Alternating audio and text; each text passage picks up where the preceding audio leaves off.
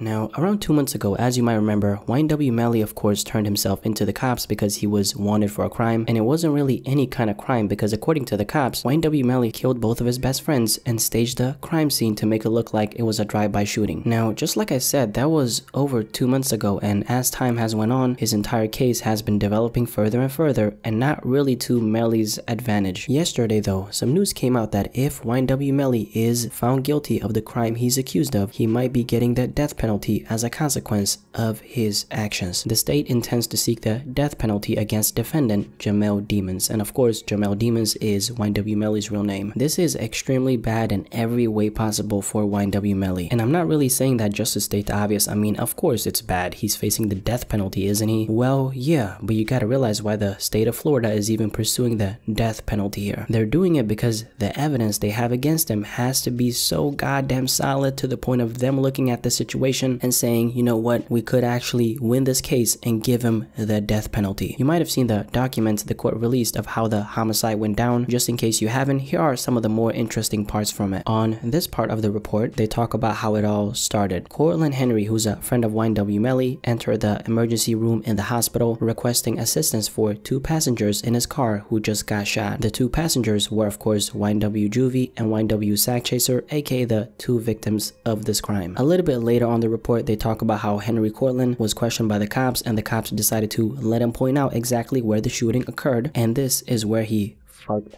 up because the exact area where he claimed the drive-by shooting happened turned out to be shut down, so there's no possibility that it even happened there. And plus, there wasn't a single report of any gunshots being fired in this area. Another interesting thing from the report is that when the cops searched the car that allegedly got shot up, on the left rear passenger side of the vehicle, they found a gun laying there. Now the kicker here is YNW Melly was sitting on that spot where they found the gun, and something that was said when the cops were questioning his friend, Melly's friend claimed that Melly was in another car when the shooting went down. Later he did change his story and claimed that Melly initially was in the Jeep that got shot up, but later got into that other car, but that turned out to be false. And according to the cops, their investigation shows that the bullet holes that was on the car came from the inside, which makes the narrative of the drive-by shooting impossible. And also another thing, one of the victims' autopsy showed that the gunshots on him came from the left side of the vehicle where Melly was sitting. This is an important part because everyone claims that it came from the right side since it was a supposed drive-by shooting. Another thing I want to bring up from the report is some Snapchat messages between Melly and his girlfriend the cops got a hold of about 2 weeks after the homicide went down, and this is how those messages looked. This nigga saved my life. He coming everywhere with me because if them crackers come grab me, it's my fault. You forgot? I keep Bortland wit cause at the end of the day, he did one of our realest shit in my life. And then this is how the report continues. These are interesting statements as they are referring Demon's loyalty and association with Henry. They also suggest that Henry was loyal to him because he's the one who drove the bodies to the hospital and dealt with law enforcement. These statements also support the belief by law enforcement that Demons is the shooter, and the evidence leads back to him, and any further cooperation by Henry would be damaging to Demons. Those are just a couple holes in YNW Melly's story I wanted to bring up. And obviously, before I get any stupid comments about being a snitch bitch, this is public, okay? This is a public report, so I'm not saying anything you can't find yourself. Matter of fact, I'm gonna leave a link to the court documents in the description below, just in case you wanna check them out for yourself. I want you to realize that this is not happening by accident. It's happening because the cops' #1 goal is to take YNW Melly all the way down, even if it means taking away his life in the process. And as you can see, according to the actual court documents, there are just so many things, okay? So many things that are making Melly look guilty. And the crazy thing about this is we don't even know what evidence the cops haven't released to the public. If they're going as far as pursuing the death penalty here, most likely they have some piece or a couple of pieces of evidence that solidifies him as the one who murdered both of his best friends in cold blood. Why someone would do some crazy shit like that to begin with, I don't know. But what I do know is YNW Melly getting the death penalty is not too far-fetched here. Now, I want to ask what you have to say about this entire situation though. If YNW Melly is guilty of this crime, there is a big chance he might get the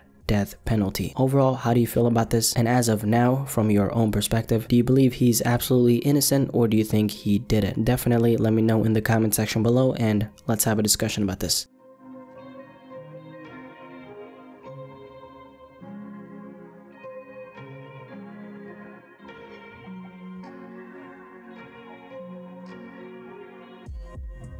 out.